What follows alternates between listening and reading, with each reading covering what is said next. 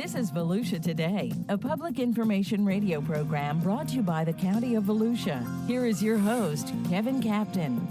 Good morning and welcome to Volusia Today. I'm Kevin Captain with the county's Community Information Division. Thank you so much for tuning in this morning. Volusia Today is made possible by our sponsors, the Daytona Beach International Airport, the Ocean Center, Volusia Recycles, and Votran Public Transportation.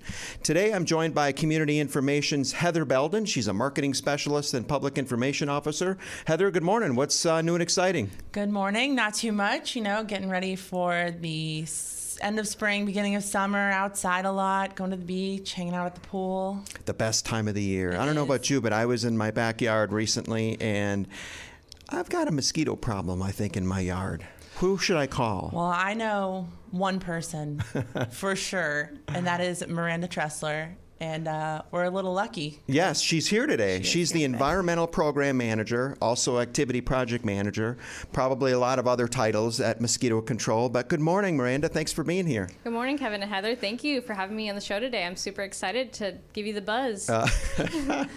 So speaking of the buzz, you brought some friends with you. They're here in the studio. They're thankfully caged.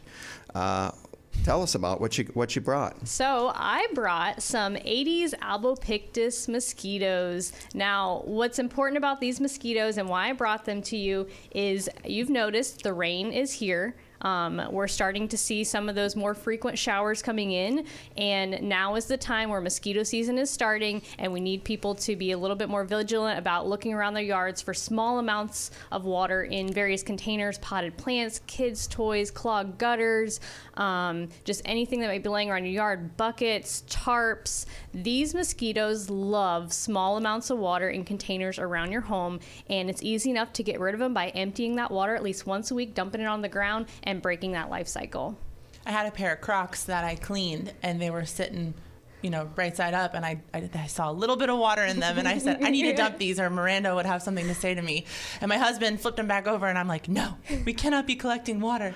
What's so funny is, we've had Miranda on the show and Marcus, the director of mosquito control, and whenever I walk around my yard on the weekend and I see like buckets upside down and little pots of water, everywhere, I thought, Miranda she'd kill me if she saw my yard. You'd be really surprised the things that we find mosquitoes living in. They get really creative, and also with us being on like a beach coastal area, those big conch shells that people like to have in their yards, those will actually fill up with water and breed mosquitoes too. It's just amazing how creative the mosquitoes get at finding those small amounts of water. And I've got a lot of those bromeliad plants. They're cool plants, but they harbor water. People love their bromeliads, and we don't want to discourage people from having them. You just need to pay attention and know that they can produce biting mosquitoes that'll live right outside your door. You'll open your door, head to your car, and they'll come right out of the plant, come bite you, and then go back to their nice little home in their plant. So the ones that you brought in today in the studio, because I remember in the previous shows you've said that there's like 30 some different species that live in Volusia County.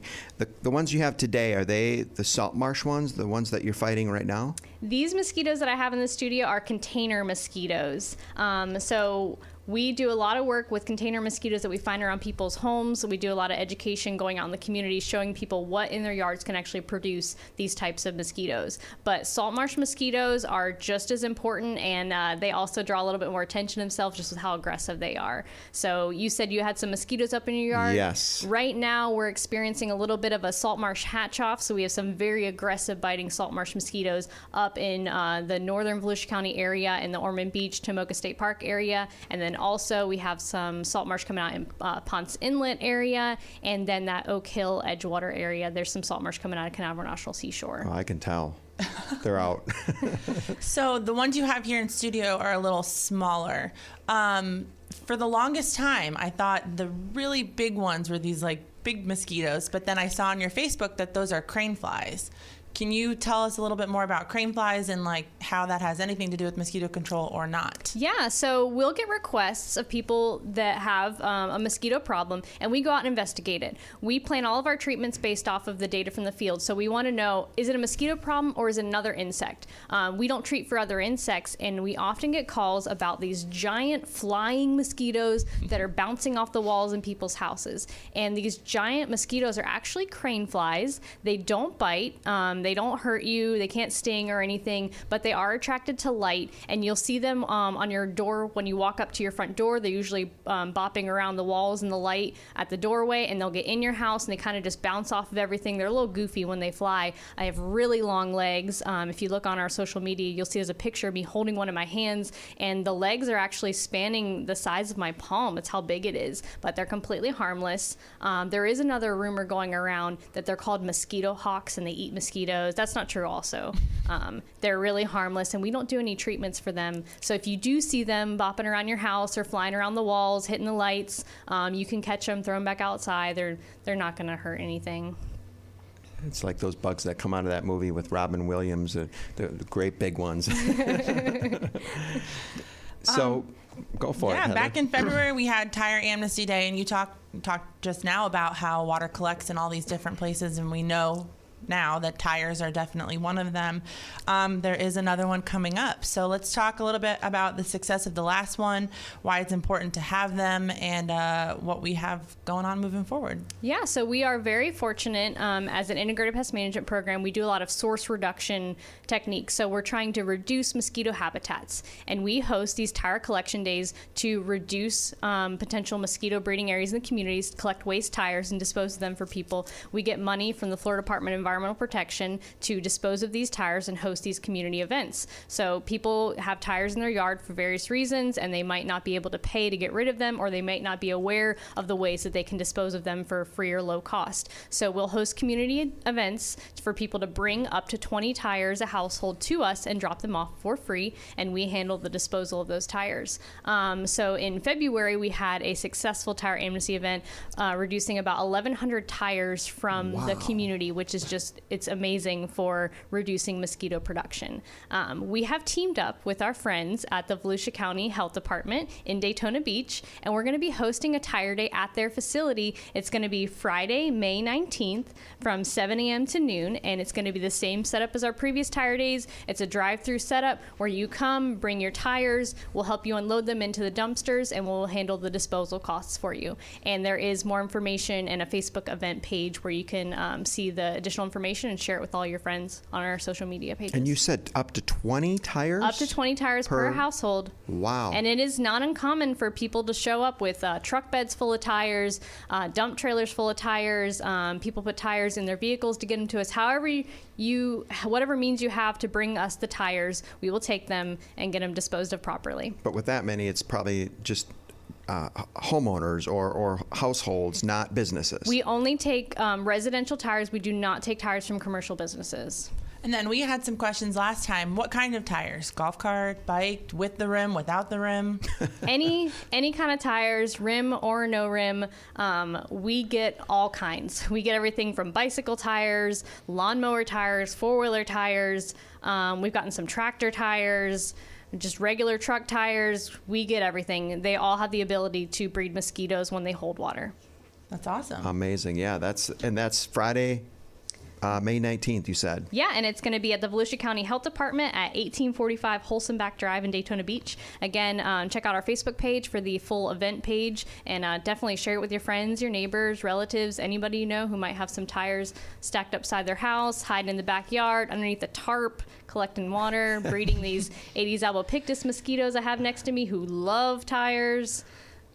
Fascinating. All right, bring your tires, Friday, May 19th. We're talking with Miranda Tressler. She's the Environmental Program Manager with Volusia County's Mosquito Control Division. We'll take a quick break and come back and maybe talk a little bit about the most effective repellents. Stay with us. After recent heavy rains, mosquitoes are on the move. Did you know that if a container can retain water, a mosquito can lay eggs in it? A small amount of water can lead to big problems. Take a walk around your property and tip and toss any standing water. Be a buzzkill. Put a stop to mosquitoes. Mosquitoes will bite day and night, so protect yourself with these tips. Keep mosquitoes outside by shutting doors and covering windows with screens. Use EPA-approved insect repellents anytime you're outdoors. Cover your skin with long sleeves and pants. Mosquitoes lay their eggs in water. Just a bottle cap of water is all they need. So drain, refresh, or cover anything around buildings that can hold water at least weekly, and put away outside items that aren't being used. A message from the Florida Department of Health. We're back. I'm Heather Belden along with Kevin Captain, and you're listening to Volusia Today, a public information program brought to you by the County of Volusia. And we actually, during the break, we figured it out. It was Jumanji. Oh, that's it. I couldn't think of the name. Nobody wants to see a mosquito coming out of the Jumanji movie. Absolutely not. Speaking of mosquitoes, and my wife always uses this like scented repellent, and I don't really like putting any of that stuff on me. And I once heard that you could use dryer sheets, like bounce sheets. Is that true, or is that like an old wives' tale? So we recommend that you use EPA-approved repellents and follow the label directions. We also have a search tool on our website that links you to the EPA site where you can enter some information about what kind of repellents you're interested in or what you're using it for, and it'll help you find the right repellent for you. There are a variety of things out there, old wives' tales of what works and what doesn't work. But the safest bet is to use an EPA-approved repellent because it's been tested for safety and for effectiveness to make sure you're not wasting your money on something that's not working. Good standard answer. What about for kids? Do they have ones that are EPA-approved for children? Yeah, so that's where that label directions really comes in. So when you read the directions, it'll tell you what types of products can be used on what ages, how much you should apply, where you should apply it, how often you should reapply it. Make sure you're looking at those directions because some of them can be used on younger children and some of them are used on different ages and up. What about those like incense type sticks that you see that, down the repellent aisle, they've got all these other different products. They've got like yard sprays and like citronella candles. Yeah, that stuff. Does that stuff work? There's a lot of products out there. There's various results and effectiveness of how some of them work. We really recommend those EPA-approved repellents and also thermocells. Those work really good. If you're going to be sitting in one area, you can have a thermocell and it kind of creates a barrier around you for flying mosquitoes in your neighborhood. We do recommend some types of like barrier sprays if you want to do it yourself pest control. Just please read the directions and apply it according to directions and make sure that you're following all of those protocols. But you can also call us if you're experiencing a mosquito problem. You can call us. You can go online to our website, volusia.org/mosquito, enter an online request, and we'll come out and check it out and see what's going on and try to figure out the best way to treat the problem. I don't know if I should ever come out or not to my house. But, speaking of the repellents, because I don't like to use them, and sometimes maybe you might just use like something that's long sleeve, but I think it's the salt marsh ones up by my house. They go right through your clothes and your shirts. Can you just spray this stuff on your clothes? Some repellents you can apply to your clothing, and then some of it you apply to your skin. So it just depends on the product that you're choosing. But yeah, we do recommend in some of those areas when you're going to be outside, long sleeves and long pants. It helps cover your skin and prevent some of those bites. But yeah, those salt marsh mosquitoes up. Right now we have some salt marsh coming out in Ormond and then down in Ponce Inlet and then Oak Hill Edgewater area. They're very aggressive. They will bite through your clothes. They will find you. So they actually sense like your body heat, your breath. If you're outside sweating, you're nice and warm, they're going to come get a blood meal from you. And it's only those female mosquitoes that bite. Only the females bite, Heather. They smell that beef brisket on your That's it. What about like planting anything natural? I've heard of like herbs you could plant that might keep them away. Is there any truth to that? So not necessarily. One of the repellents does have active ingredient oil of lemon eucalyptus, but that's a processed oil. So some of those plants, in order to get them to work, you would probably have to like crush them up and get the oils out and then rub the oil over you. The plant just sitting itself is not providing any protection. You got to really have it on you. Yeah. You talk a lot about integrated pest management system, and so obviously that sounds like it involves multiple different efforts. I mean, can you talk a little bit about, in general, what's all included in that integrated pest management program from the county? Yeah, so I love to tell people that we are an integrated pest management program and we're using all of the tools in our toolbox. And what that means is we're not just a spray truck. We're not just out there spraying wherever we want, whenever we want. It's actually a pretty complex system where we're out in the community, we're conducting surveillance, we're monitoring mosquito populations, how many mosquitoes, what kinds of mosquitoes, where are they trending up, are they trending down? And then we're targeting treating them at all stages in their life cycle. So we're doing source reduction. We're removing mosquito habitats like tires, hosting tire amnesty events. We're out there emptying containers or teaching homeowners how to empty their containers. We're out there doing things called larviciding, where we're treating the baby mosquitoes, like these ones I brought in the studio. We're applying products directly to the water, so these larvae are dying before they even make it to adults. So there's a lot of steps that are involved before we even make it to the trucks that you guys see out spraying at night in the neighborhood. I think my most favorite one, after doing Mosquito Control 101 with you, I've been out to the center, and obviously having you here in studio, is the chickens. I just love the whole story of the chickens and what they do. So can you share a little bit more about chickens and how they work with what you do? Yeah, so Mosquito Control has 125 chickens that actually work for us. Dedicated employees they are. Dedicated. We have 12 sentinel chicken coops. There's 6 on the east side and 6 on the west side. And so these chickens are sentinels. They're out there. They get bit by mosquitoes. And if a mosquito that's carrying a disease like West Nile virus, Eastern equine encephalitis, or St. Louis encephalitis bites one of those chickens, the chickens develop antibodies to it. They don't get sick. We collect blood samples weekly from the chickens, and the State Department of Health lab tests those blood samples and looks for antibodies. So these chickens, they don't get sick. They tell us where these diseases are trending, and then we can plan our operations to target those areas where we see disease moving to help protect the human and animal populations in the area. So they're a great tool for us, and they only work for 1 year or less, and they're retired. So we just recently retired all of our birds from last year, and then we have a local farmer who raises the chickens for us and delivers them, and he just delivered our new flocks. So our new young birds are getting established out in the community and just started their career with us, and they'll be with us for about the next year. What a plan. Such a job. Work a year and we retire. Where do they go after they retire? We have coworkers that take them home to be backyard chickens. We also have some people on the community that take them to be backyard chickens. We have contacts with a couple local farms that'll take them, but it's perfectly safe to eat the eggs. They lay very healthy amounts of eggs throughout the season. So one of our sayings at Mosquito Control is that's one of the benefits, is that you get free eggs.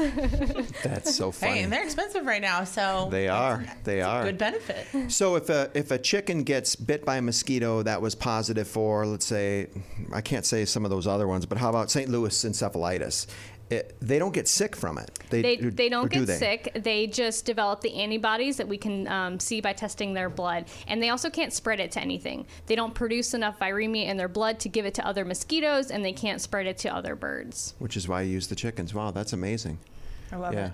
And when you were talking about spraying before, oftentimes we'll get questions from residents where they'll call in and they'll say, hey, I don't want my yard sprayed with, mosquito spray or repellent or whatever, but it's really not that easy, is it, to just like remove someone from your route, because it's a public health concern.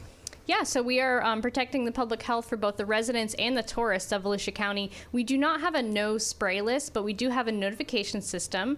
We recently just got signed up on Everbridge, so we can send out automated alerts. You can sign up on our website to receive these alerts if we're doing a treatment in your area. And the cool thing about Everbridge is that you can get a text, you can get a phone call, you can get an email, you can get all of them if you want. And when we're planning those treatments, which happens every day, we're looking at all the data, so we're not spraying on a schedule. We don't spray this street every Tuesday. It's based on the information in the field. There's mosquitoes in this area. It's reached a level where we need to send the truck to try to knock down these populations. It's all results and scientifically driven. It's not just, I'm going to do Port Orange today. It doesn't work that way. Yep. So there's a lot of information that goes into it before we can make those just treatment decisions. And then that happens every day. So usually by early afternoon time, all of those operations are finalized, and we'll send out our Everbridge notifications, and we'll also post it on our Twitter page too, where we're going to be treating that night.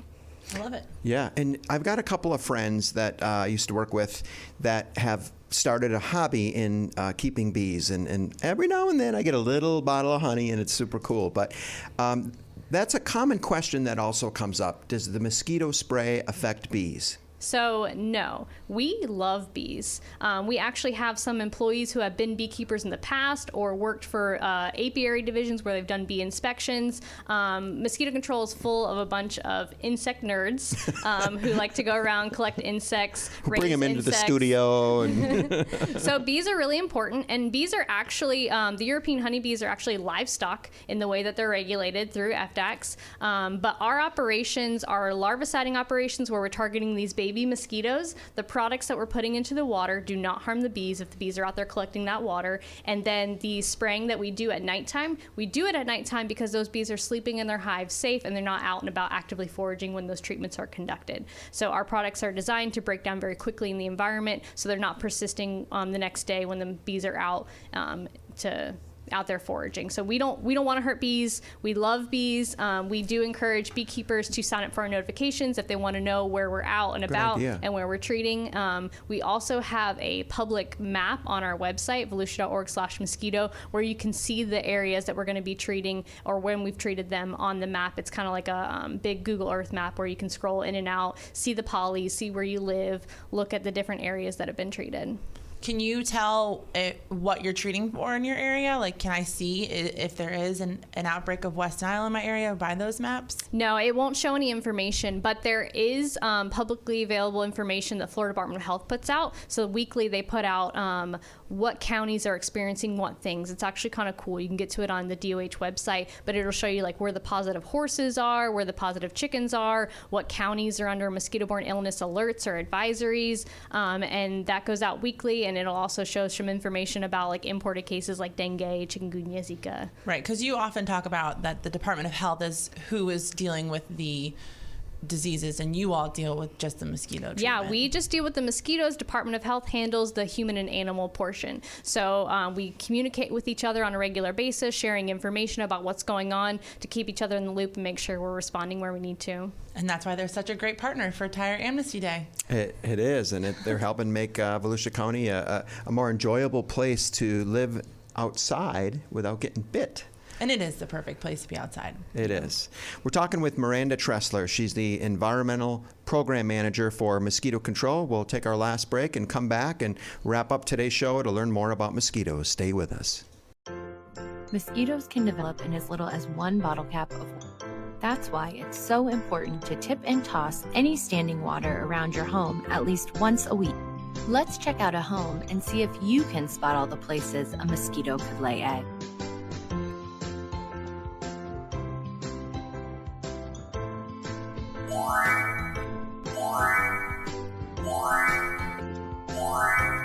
Good job. Now let's check out the backyard.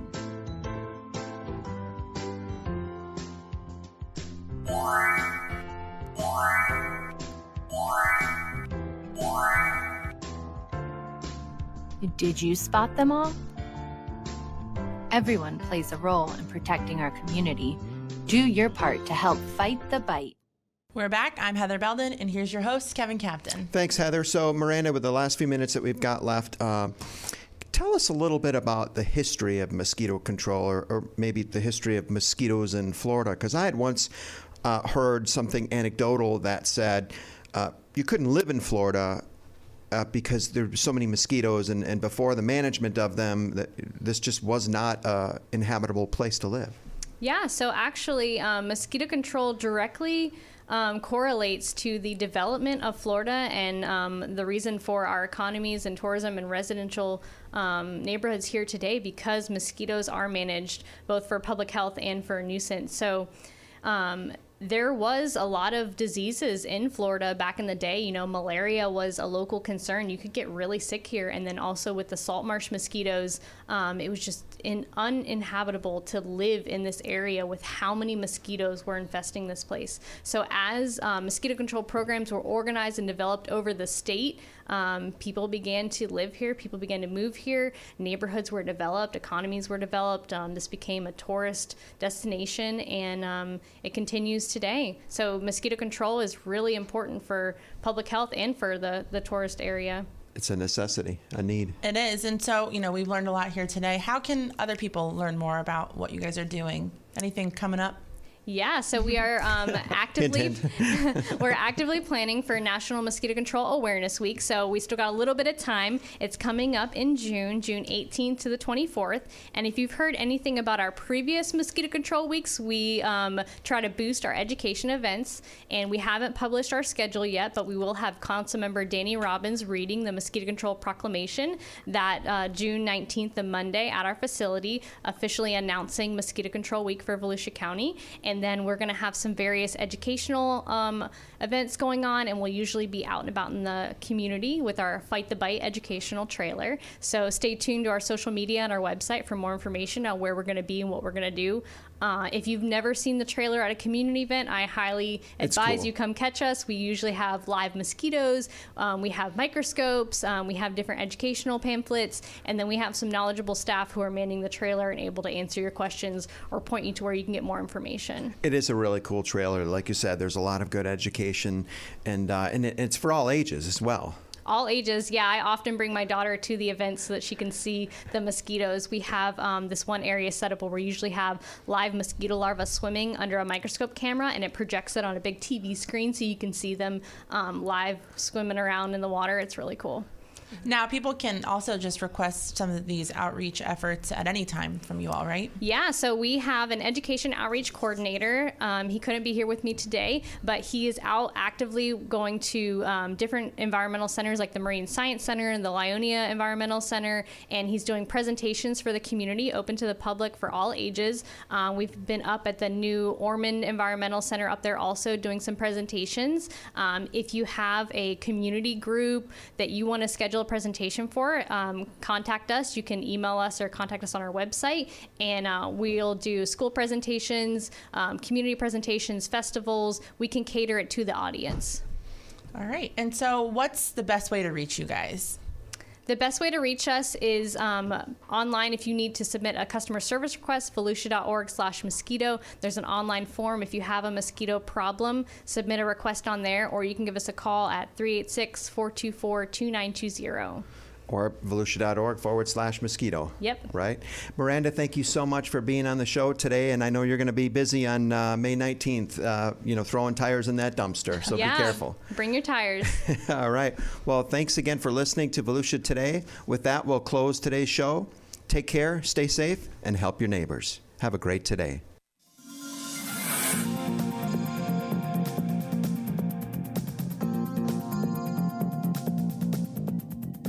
If you have a comment about Volusia Today, or if there is a topic you would like to hear featured, please contact Volusia County Community Information at 1-866-345-0345.